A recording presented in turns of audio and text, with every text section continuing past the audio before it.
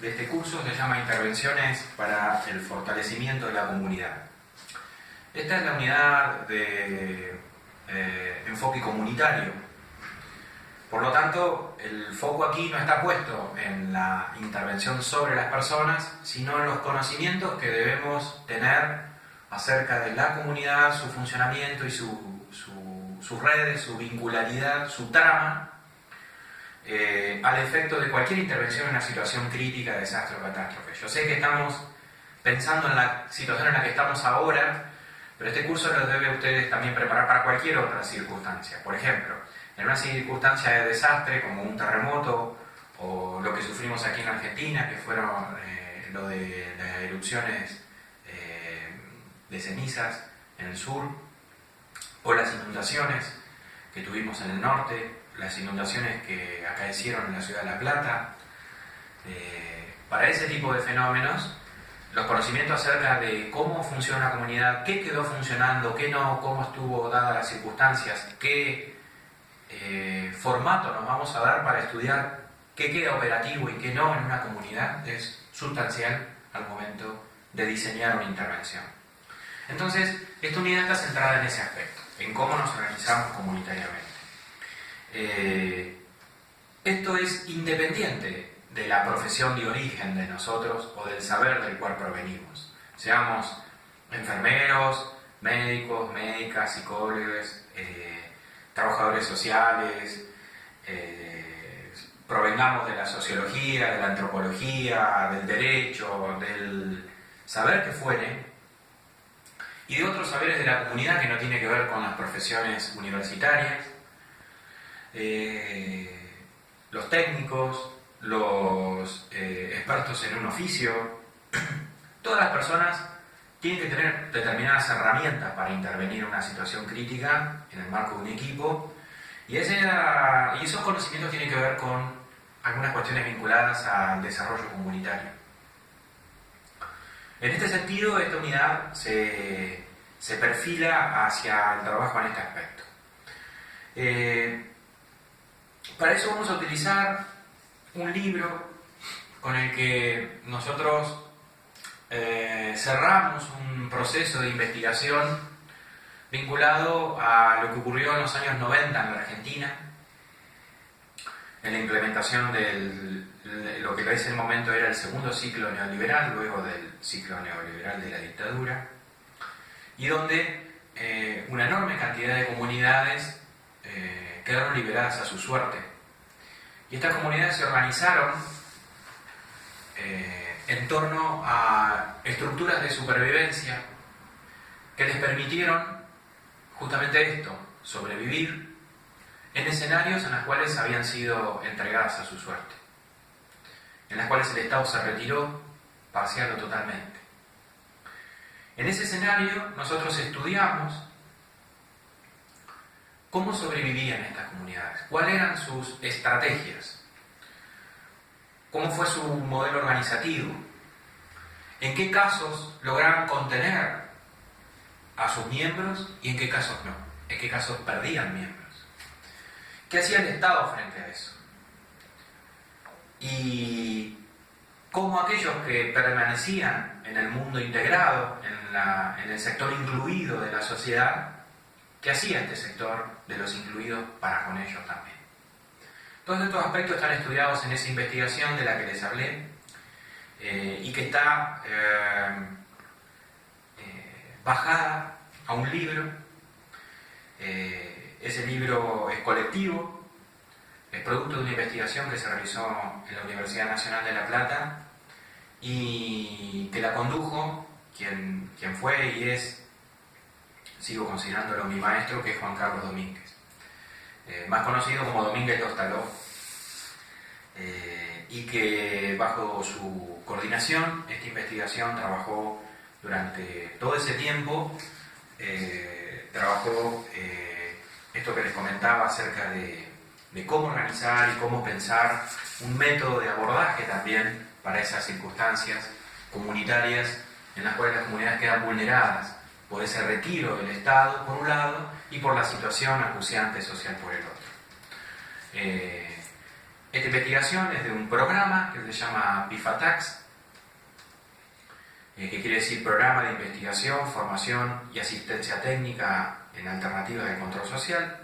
El libro en realidad es de 2009, pero la investigación culminó en el 2001 y recopila lo trabajado en comunidades marginales, con sectores excluidos, en distintas poblaciones del país, de la República Argentina, durante los años 90, es decir, en el periodo que va de 1995 al 2001.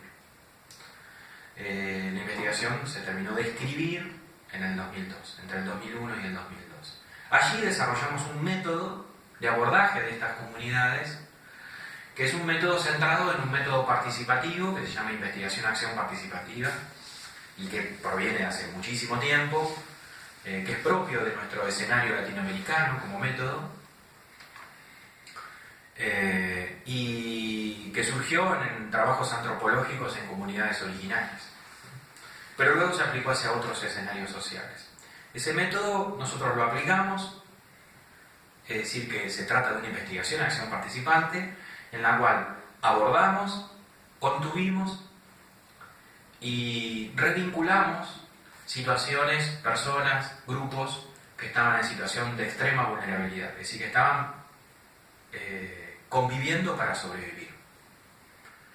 Esta investigación entonces recopila una serie de técnicas entonces para pensar y para abordar esas comunidades, pero también hacia el interior de ese equipo, es decir, cómo organizar equipos en estas circunstancias. Está claro que en esta particular crisis o situación crítica en la que estamos, la pandemia del coronavirus, hay que ajustar esa metodología al aislamiento relacional. Pero también, permítanme decirles que esta es la característica de este fenómeno crítico, pero que en todos los fenómenos críticos ese método sufre adecuaciones. No es porque este escenario crítico sea distinto, sino que todos son distintos. De modo tal de que esa metodología es una metodología general y que nosotros debemos pensar concretamente cómo adecuarla a esta circunstancia. Esto es lo primero que quiero manifestarles. En segundo lugar, las características socioculturales de la comunidad en la cual intervenimos también resulta fundamental para pensar la intervención o las intervenciones. No es lo mismo un escenario cultural o subcultural, por decirlo de algún modo, de la Puna, en nuestro país, un escenario en el sur, donde ya el aislamiento es un factor cotidiano, sobre todo en los periodos invernales. No es lo mismo pensar esto en una gran ciudad, como puede ser Córdoba, Rosario, Ciudad de Buenos Aires, el conurbano, La Plata, Mar del Plata, etc., que en un pequeño poblado de 1000 o 2000 personas o en un paraje.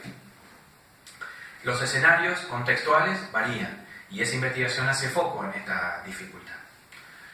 Por otra parte también existen necesidades que se vuelven amenazas para las personas y que debemos controlar y contener e incluir en nuestro dispositivo. Eso establece también nuevas vulnerabilidades, es decir, el acceso al agua, el acceso a la alimentación, el acceso a los medicamentos, el acceso a los insumos básicos para la sobrevivencia, aún en una situación de cuarentena, conforman, en este caso, parte de lo que debemos analizar, pero es para cualquier situación. En cualquier situación ustedes se van a encontrar con que el acceso a los insumos básicos para sobrevivir constituye uno de los principales temas a resolver en una situación crítica. Y en segundo lugar, los factores afectivos asociados a esto. En tercer lugar, los conflictos sociales emergentes de esta circunstancia. En este momento, en esta pandemia, el escenario sustancial en términos de conflictividad es la vida intrahogareña. Aunque parezca irrisorio, aunque parezca paradójico, si ustedes quieren, el problema central lo tenemos en desarrollar técnicas y estrategias que mejoren la convivencia. En un escenario crítico de otra índole, como puede ser un desastre natural, al contrario, ese no es un problema, es una solución. Aquí es el problema. Entonces debemos analizar también, como parte de la trama de ese método de investigación-acción participante, cuáles son los factores de conflictividad a los cuales debemos atender, a cuáles debemos pensar en términos de nuestro método de abordaje. Y por último, esta unidad trabaja todo lo que tiene que ver con la evaluación de la capacidad de los sistemas de salud. He hablado antes, en los videos anteriores, brevemente sobre la situación epidemiológica. No es nuestro tema tampoco aquí, pero los invito a informarse solo por canales oficiales, es decir, los Ministerios de Salud de la Nación y las provincias. Pero más allá de esto, permítanme decirles que, tal como lo viene relatando la Organización Mundial de la Salud en general, para todo el mundo, y la Organización Panamericana de la Salud para nuestra región, el escenario pandémico introduce un primer nivel de conflictividad que tiene que ver con la resistencia de los sistemas de salud a la necesidad de atención hospitalaria, de los servicios en general. Pero en segundo lugar, aparece la necesidad del control y el seguimiento y, para ser más amplio, el acompañamiento a las personas y a sus comportamientos. En este sentido, la capacidad operativa del sistema de salud es muy endeble porque los servicios de salud mental no están pudiendo ser operativos en términos de cómo lo hacen tradicionalmente, que es en el cara a cara, y es en dispositivos artificiales de atención, es decir, en consultorios. Eso es un dispositivo artificial. ¿Por qué? Porque no es en la vida cotidiana, en este sentido decimos artificial. Entonces, esa artificialidad del dispositivo de atención no está más, no es posible. Hay que pensarlo de otro modo. En escenarios de desastre natural también es así. Las personas no acuden. Recuerdo puntualmente en uno de los libros, en uno de los textos que les vamos a acercar, hay un relato de una experiencia, de una situación en la cual había un duelo masivo en una población porque habían fallecido un montón de personas en una tragedia con producción social, es decir, producto de la reacción de las personas, y en la cual había que hacer un episodio de despedida masiva de personas que habían fallecido. Y entonces el servicio de salud mental invitaba a las personas a hacer su duelo y las invitaba pidiéndole que vayan al servicio de salud mental del hospital a hacer esto. Por supuesto que no fue nadie al servicio de salud mental, porque el lugar de atención en una situación de duelo masivo es en las casas de las personas que están haciendo el duelo. Entonces, el dispositivo que se diseñó en ese momento era totalmente iatrogénico, no tenía ninguna aplicabilidad al fenómeno al cual se estaba abocando. Esta dificultad que aparecía en este equipo tenía que ver con su falta de plasticidad para pensarlo.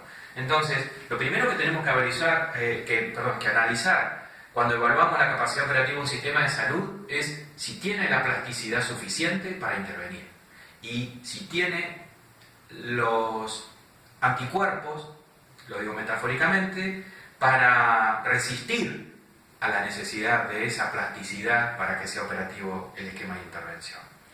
Entonces vamos a estudiar una segunda parte que tiene que ver, brevemente lo vamos a hacer, con la historia de los sistemas de salud, cómo han funcionado, cómo funcionan y qué tipo de sistema de salud necesitamos en estos términos, en términos de abordaje de la salud mental de la población, ¿no?